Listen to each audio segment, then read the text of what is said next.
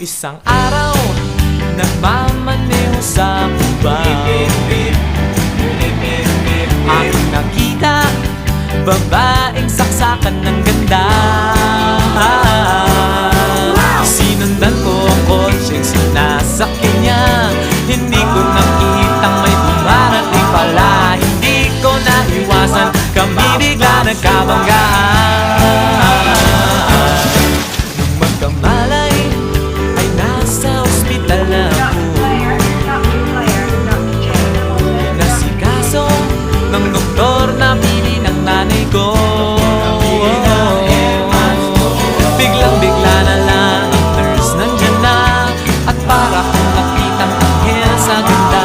Kahit nagdidiliyo, itong nasabi ko sa kanya.